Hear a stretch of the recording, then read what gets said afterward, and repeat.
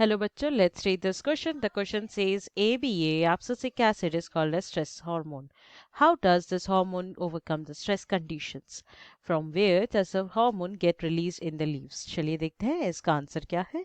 सबसे पहले यहाँ पे हम लोग शुरू करते हैं हमारे की पॉइंट से. अब जैसे कि हम जानते हैं कि हर बॉडी में रिलीज होते हैं अलग अलग टाइप के हॉर्मोन्स, तो वैसे ही प्लांट बॉडी में भी ग्रोथ के लिए अलग हार्मोन रहता है. ठीक है, it to regulate the formation of fruits.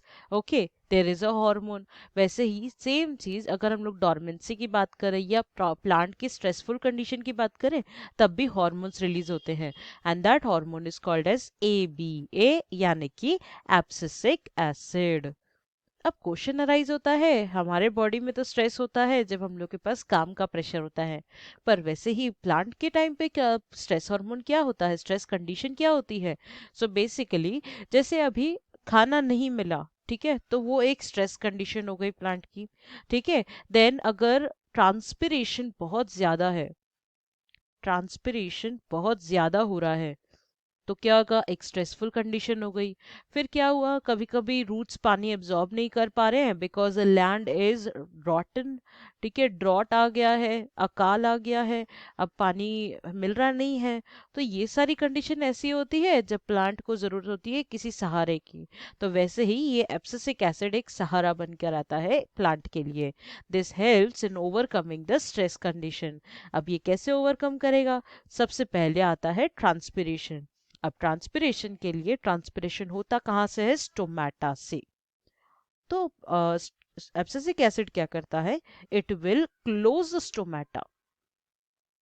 It will close stomata.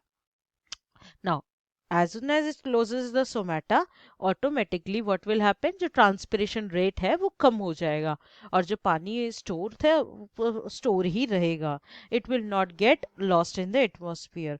तो इस तरह से उसने अपने आप को सेव कर दिया. साथ ही साथ क्या करेगा, it will induce the dormancy of birds. Dormancy of birds and seeds, यानी कि क्या होता है कि डॉर्मेंसी का मतलब क्या होता है? To stop. Okay, to stop मतलब अभी स्टॉप मतलब क्या?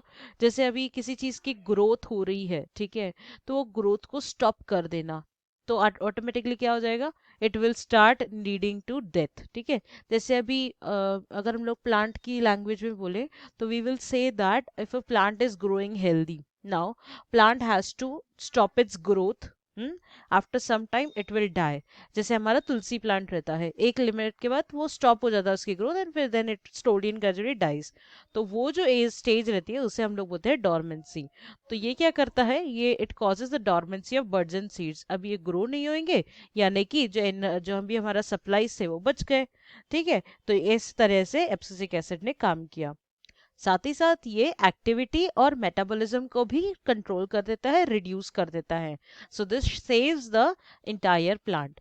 इसके साथ ही साथ क्वेश्चन आता है कि ये रिलीज कहाँ से हो रहा है? तो abscisic acid ABA is released from mesophils of cells. All right, mesophils of cells.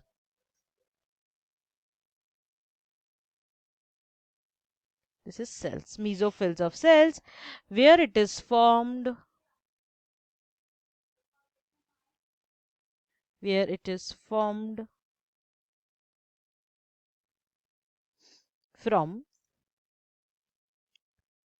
violexanthin.